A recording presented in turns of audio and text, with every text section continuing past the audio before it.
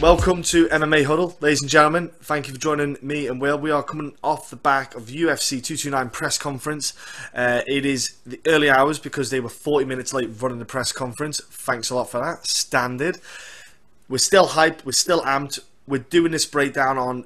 We've just done Conor McGregor, how basically Conor should beat Khabib, and the pros of Conor, and a couple of the negatives, so to speak, the attributes that Conor could lose. So look, we're going to go now to Khabib and talk about how Khabib can win against Conor, what he's got to do, and maybe what some of the flaws that he might have, kind of glaring, that could lose him the bouts. So we'll jump into that in a moment. Before we do, thank you so much for everyone who subscribes. We hit the 300 mark, which is above and beyond what we were expecting before the end of the year. We're 3 months ahead of schedule, so thank you all for joining us on this big, slow, early beginnings of a journey, my brother. We're only just over a year going, so we're still building up for you folks. And this is the first time we're doing something a bit different with this kind of breakdown. So we hope you all appreciate it. Like, subscribe, join us on. You can join us on YouTube, Facebook, Twitter, Instagram, all that good stuff, SoundCloud. We're on all that jazz. So, tell your friends how awesome we are. Give us a 5-star rating on iTunes. Do it, because I haven't got iTunes, so I can't. So let's go to Khabib, bro. Look, 10-0 in the UFC alone is a hell of a record, all right? So he came in, little unknown Russian meerkat, comes along, just fight after fight, wins. In the past, he had problems with injuries. He's at AKA, so that was one of the things. And he gets that title fight finally, albeit a bit of a mess, but he got the title fight, got a shot, won the belt, and he's the king of the 155 division, and in a way, deserving king of the 155 division. You know, he really earned his stripes. He really earned a title shot, and he's fighting Conor McGregor. So we'll start off with what you see as a kind of the winning side of things, could be the winning formula for him. Where do we really start? I think you just start with that unbelievable grappling that he's got. I don't think you can really start anywhere else from that. Since he came in 2012, it's been on show there, and it's shown that not anybody can live up to or can stay on pace or stop the strength of what Khabib's got, because as he's went through the years, you know what's coming, you know what you need to defend against, and people still can't do it. And he can still throw you around, he can still make you look like an amateur. I mean, Rafael dos Anjos, former champion, he wasn't a champion at that point, but he absolutely ragdolled that guy. I mean, ragdolled him and just dominated him. And that's what he can do. He can make you look real amateurish in your grappling. And Conor McGregor is, I'm not going to say he's amateurish, but it's definitely not a strong point of his skill set. It's fairly obvious with that. But everything that he brings with it, I mean, his technique with his takedowns, along with his strength, his kind of hand placement, his hand strength, his hand grip.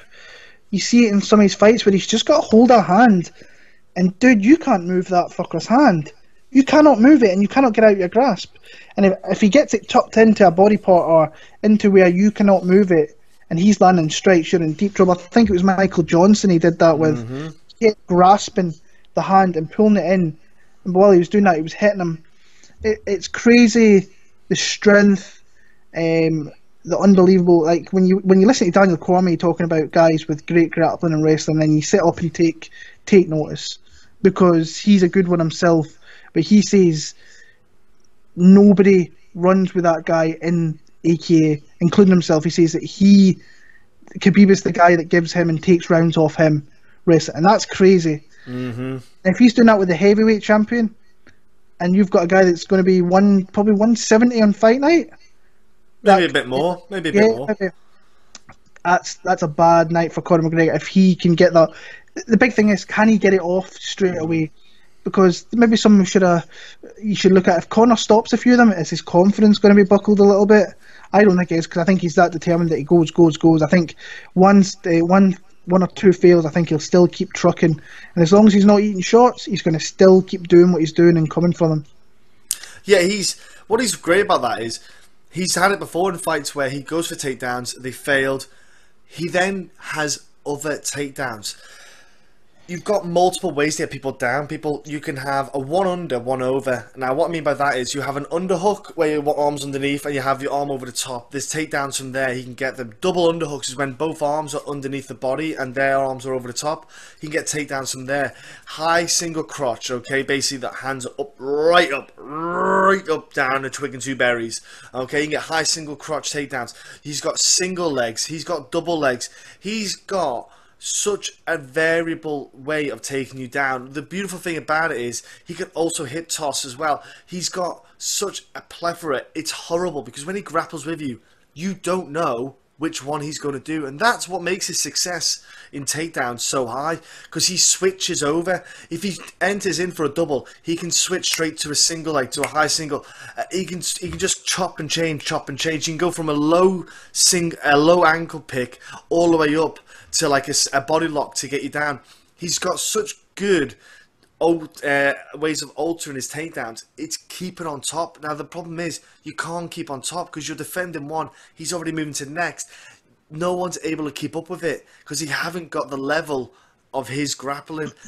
World champion Sambo, he's just fought constant guys who are punching and kicking him and grappling and grip. The grip strength is, like you said, they're huge. In the Sambo, they wear like half a gi, so they don't wear the bottom, they just wear the top. I don't know the terminology used. I'm going to get sorry about this, people, but I'm not I know it's not a lapel. Is it a lapel maybe? I know judo's lapel, so it could be a lapel. So a lot of that's grip strength, almost like doing gi jiu-jitsu. You mentioned the Michael Johnson fight, big key factor there. So he gets back control, backside control. He just basically wrestles you down to the ground. When he gets you down, he'll pin down a leg. And he's got fantastic top pressure. Standard top pressure. Yeah, it's surreal. What a lot of guys do with top pressure is they sit back on their heels, on their butt and they'll just kind of work their way through. What Khabib does is a lot of time he's not sat back. He's actually on his toes, hips are in the air. And what that does, it takes the weight away from his feet and puts it all onto his shoulders and upper body, which is on you. If you watch him, he has his head nuzzled in under your chin. So what that does is it takes the alignment of your spine away, and that weakens your structure on the back, on the bottom. And then he'll twist. You just contorque you a bit, so it takes a bit of strength off, and he puts all the weight on to like your upper body and your hips, so you can't move or sit up. It's very, very good technique, beautiful stuff, and it's horrible because guys can't. It's pressure.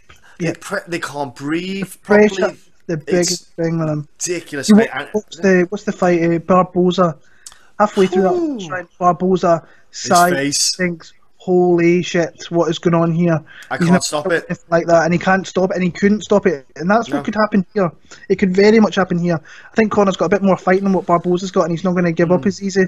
But it's still, if he's got that pressure and he's nailing you with it, he's going to be in deep trouble. I love it's actually something pretty special to see, like the pressure that guy has. The one that always sticks out to me is Abel Trujillo, where he literally held on to him and threw that guy around something rotten for 3 rounds, and to the point where Abel Trujillo was like to the referee, he's not doing anything, but then as soon as he moved his hand, he'd throw him, or his pressure and his top pressure is unbelievable, and it's like his body positioning, like you were saying there, he can move his body into places where he just needs to get that grip, or he needs to get you a little bit, and you're going to be going down.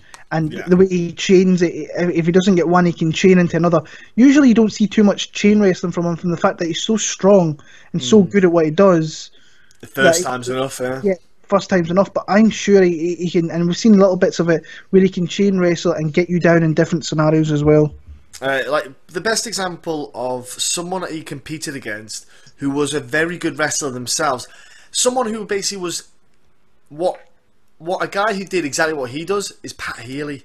Pat Healy was right now, obviously Pat Healy retired now, but back when they fought, Pat Healy was a bad dude to fight. Like, not a lot of guys enjoyed fighting Pat Healy. Yeah. Tough as coffin nails, and just kept coming forward. He would strike, but he could grapple. Pat Healy was strong, really strong for 155, and he would just grab you, and he was a grinder. He would wear guys down. Like, the first round, Pat Healy would tend to lose because he was just always just coming towards you, charging down, and he'd get you down and just grind you, and he'd sometimes take a few too many shots. But in this, the Khabib fight, this showed conditioning. Like, it showed the levels of conditioning. Like, Pat Healy can go 3 rounds. You watch Pat Healy's fights, he'd go 3 rounds hard, grapple guys all day long. But Khabib came along, and they were matching. In the first round, you could see that both of them would do, and he just started to see Khabib just pull away, pull away. And third round, Pat Healy couldn't stop him, couldn't handle it. It was getting on top, just taking ground out. It just showed there is level. There is a ridiculous level that Khabib has for conditioning. Wrestling is the hardest out of all the martial arts. End of. If you want to argue, go suck a cactus, right? You're out your mind. If you think boxing, kickboxing's harder, you're out your mind, folks. I'm telling you now, you get in a wrestling gym, you won't last an hour. It's an horrendous all-body workout. It's exhausting. It wrecks you. Khabib can go for 5 rounds for fun while talking to you, while pinning you down, while punching you, and make it look like he's not even trying. And at the end of the 5 rounds, he's not even heavily. He's like a Demetrius Johnson when Demetrius fought 5 rounds, and he's like, yeah, okay, cool, another 5 rounds. It's disturbing. That for me, I don't care how strong Conor is mentally. That gets in anyone's head. The fact that he's okay and not. You've never seen Khabib on the stool. Never ever seen that, and that's something that makes me think. Woo! Like, Conor's conditioning ain't that great. Khabib's is phenomenal. I'm like, man, that's horrible. Like you said, the RDA fight, the Edson Barboza fight. You know, he just kept coming. He's so aggressive. That's the thing. But will he be aggressive, though? Will he be aggressive? Because then he's playing. It kind of has to be, because he has to be really careful. It does. Yeah, it does play to Conor's. Conor's strength, though, is more keeping the space. Counter striking is second to what Conor is. Conor's more like he likes to keep that space so he can dictate. Khabib can't let him have space, and I think if Khabib can just charge him down in a measured way, just get your chin down, get your hands up, and just go forward and just suck it up. Like, as soon as you see Conor look like he's going to throw something, just shoot. It doesn't matter. Just go in. Get the hell in for that leg. Just to do it. And I think if I'm Khabib, I'm going low single. I'm not going high for an uppercut. You go low single. That low heel. Like, get it right down. You're putting yourself out of danger from a counter strike. Conor's probably not going to go and try and get on top of you, because Khabib will just stand him up. I'll be brutally honest. He's done it before.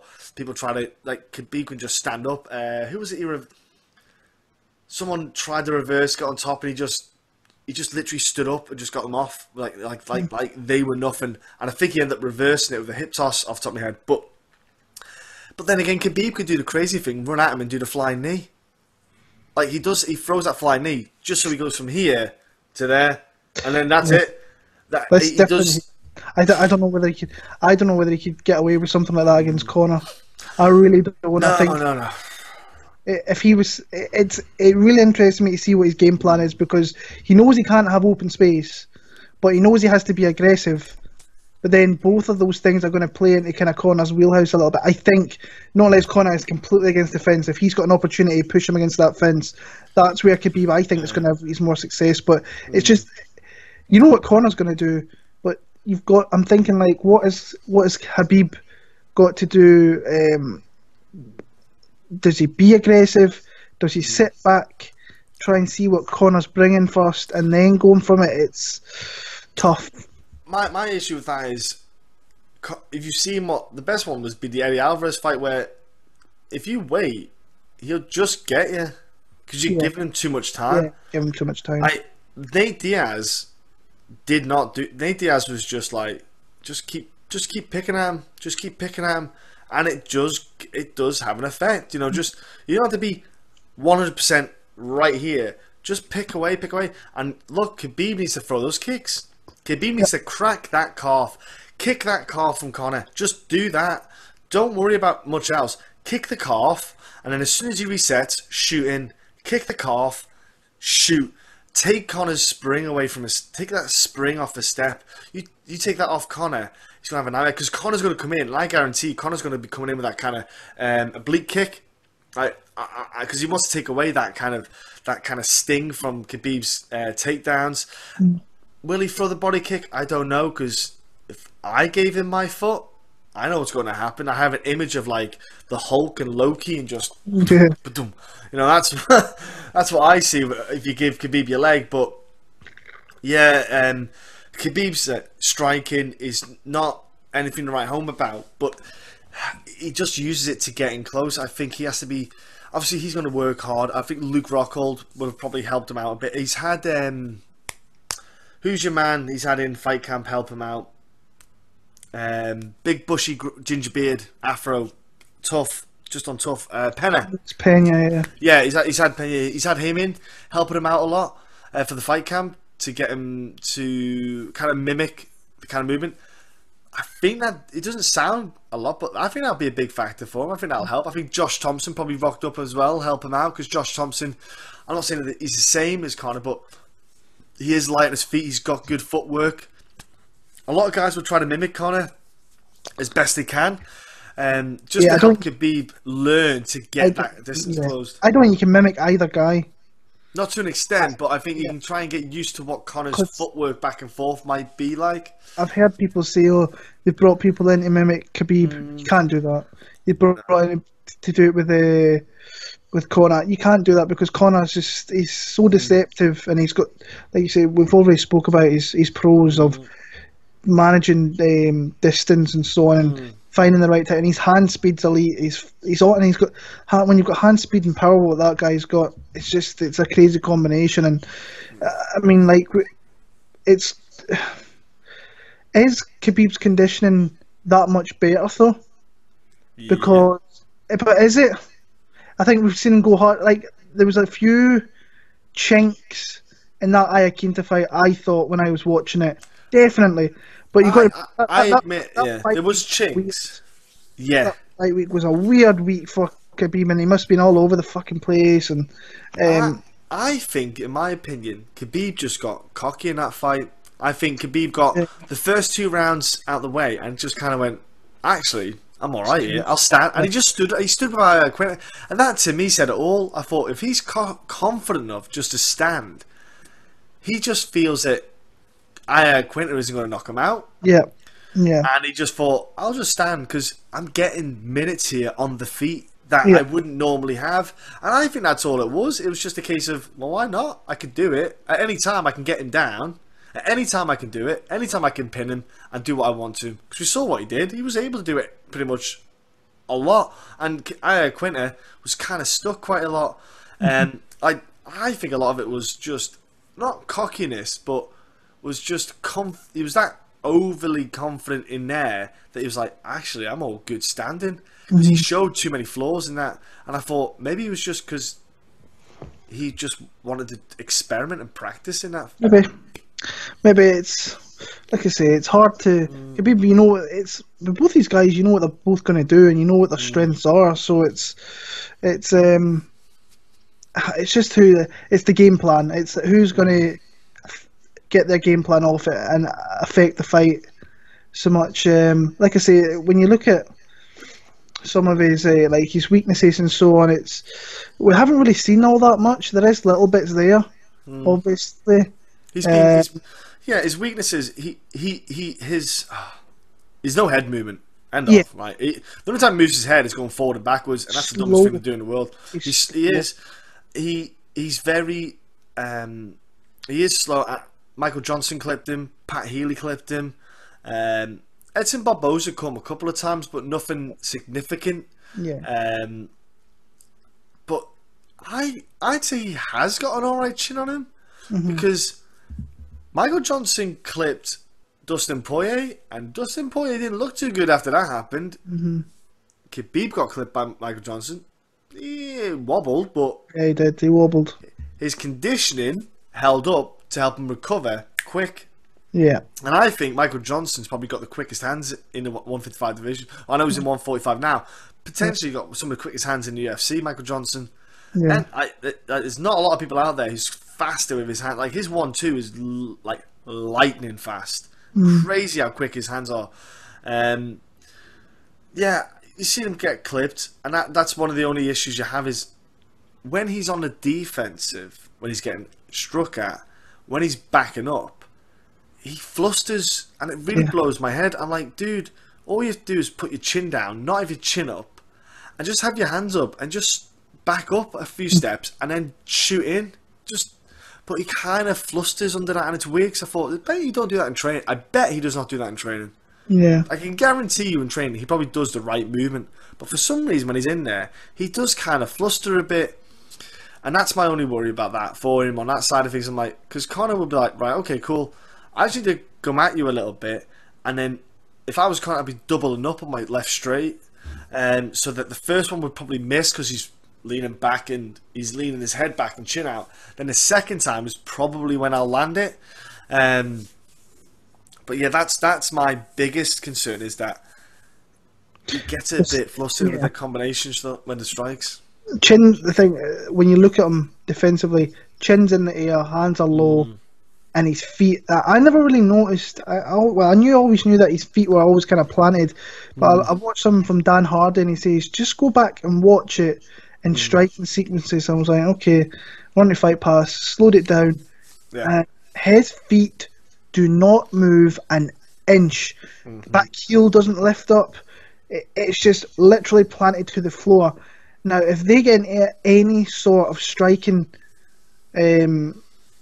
conflict here, I dread to think what he gets hit with. Yeah. Because he cannot move. So if Conor's there, Conor can be here. The next second he can be there, or he can be there. And you're still there. So you're going to get caught either side. And that's scary. Like, his defensive striking is not good across everything, really. Chin's in the air, very hittable, and his footwork's not there, so he's not gonna cut you off. He's not gonna move with you while you're moving. He just wants to pressure you where he can get in a position where he can attack via the clinch or a takedown. And he has. I mentioned this earlier on, and maybe in the last half hour I've kind of thought a bit about it. The thing I've been thinking about this week is big fight mentality. To me, that's a massive tick in the McGregor side, because Khabib hasn't had this. Khabib has had the big. You can say what you want. His last title fight, it was a fight, and it's a headline, a pay-per-view. But really, there was no buzz with it. The biggest buzz that week was Conor McGregor and doing what he did. Well, it was the unplanned title fight. Yeah. That was a big. It was. And then there was. He's had as many fights with Tony Ferguson fall through. On both. I can't stand that never happened. It bugs me to this day that never happened. Beat good fighters in Barboza and Dos Anjos and so on, but there's nothing there. I just think about the mentality of, I've been to the biggest McGregor fight, not all of them, but I was at one where he won the interim title, and that was crazy. I still get goosebumps thinking about that week in Vegas, and just the big fight mentality, having 10 to 12,000 people at a weigh-in, guys in their pants, and you've got 10,000 people there. I'm like, holy shit. And then he takes it to the next level with the fight, and it's just, Khabib's never been in that environment of, this is it, this is as big as it's going to get. Conor's been in there in different sports as well, boxing, MMA. He's been there many times. He's thrived in it. He's came through, and he loves that spotlight. We don't know what Khabib's like with that. I think we all know what he could be like, because the guy's, like I said, I think it was the other one, he's a stone cold killer. Yeah. He looks stone cold, but maybe inside, has he been kind of penetrated a little bit by what happened with Conor the night? I don't think so. I don't believe in any of that shit. I think he's picked somewhere to bury him. Yeah, That's what he's thinking. He's just sitting there going, "Yeah, I know I'm going to bury you. I'm going to bury you with the rest of them." Pretty crazy. It's like I could talk about, I could nitpick at certain things with his defense and that, but it all comes to just what happens on fight night and how he wants to fight, how he wants to pressure. Because I think he wants to get right in the face of Conor and try and push him back. But if Conor starts pushing forward, is he going to start backing up? So that's why the first exchange I think is going to be huge. Because huge, yeah. If Khabib pushes Conor back, then he's going to back up. He can get in positions where he can take him down. If Khabib backs up and keeps backing up, he is going to be in so much trouble. I think straight off the bat because he can't move. He doesn't back up though, does he? I think that's one of the things. He doesn't do it often. And it's weird to see it. That's what I like from Conor and the early fights from Pori and I can't remember who else it was. But he's like, let's see who backs up first. Let's see, and it's never Conor, and he's got that mental little edge, and he's taking it and he's running with it. It's just so interesting to see. It is because.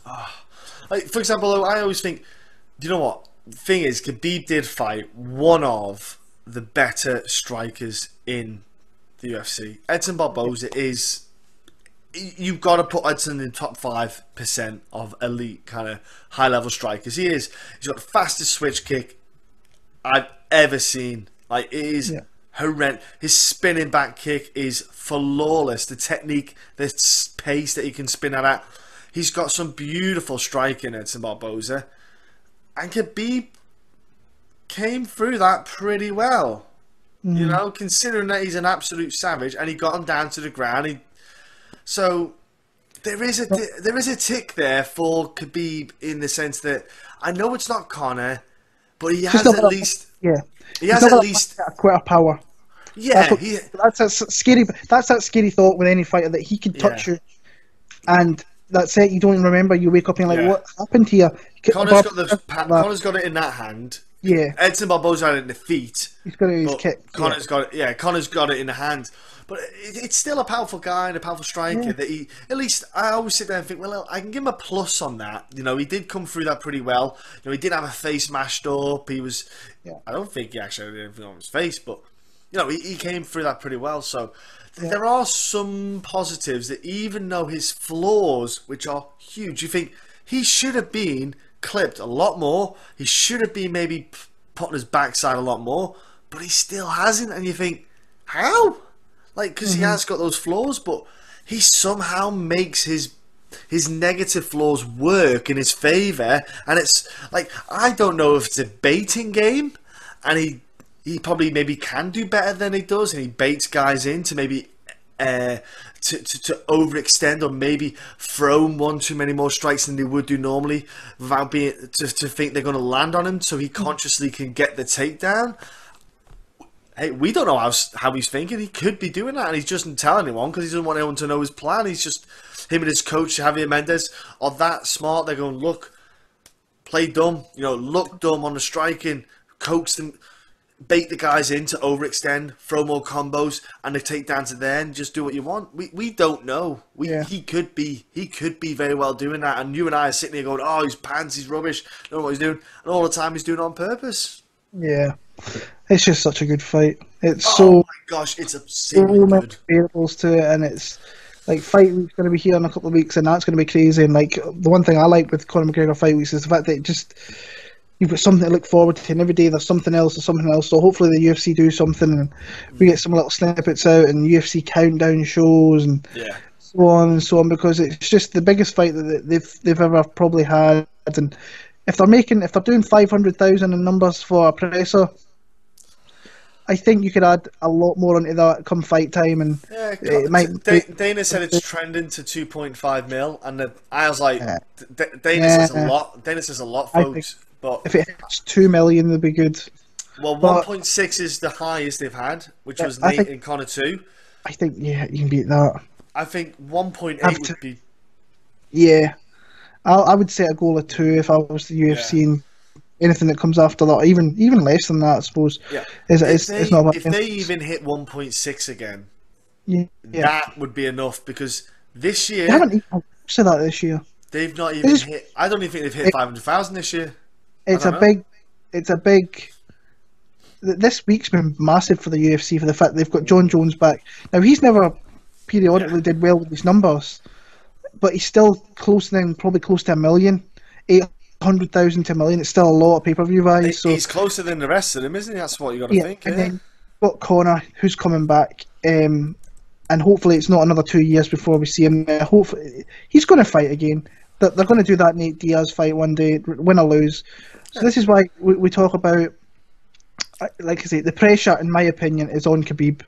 Because Conor's going to be what Conor's going to be. He could win, lose. He's still going to be in the same position, I think, in my opinion. But if Khabib loses, he loses that zero. Does he lose that invincibility a little bit? But if he wins here, then he's 27-0, and he's beat a double champ, and he's got that on there.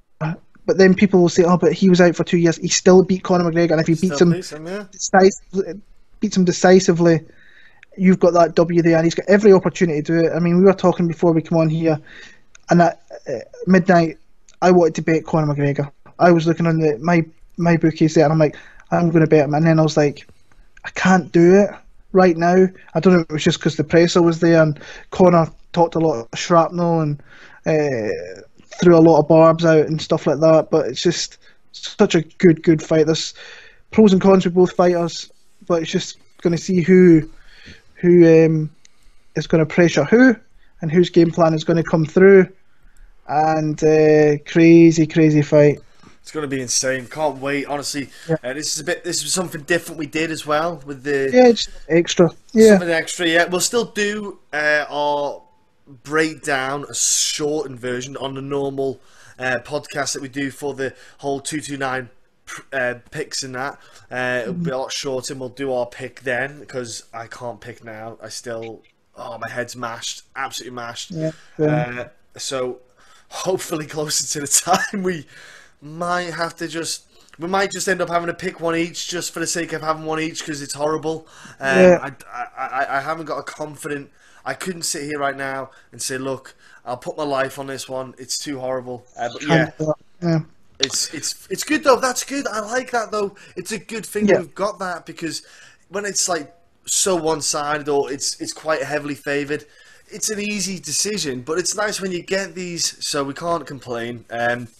And look, that's our kind of breakdowns for both guys. Thanks so much for tuning in. We'll obviously be back soon with more podcasting, but thanks very much for listening. Check out the podcast that we've got on there, the interviews and all stuff like that, and again, subscribe. But thank you all for listening, folks, and have a great time coming up to 229.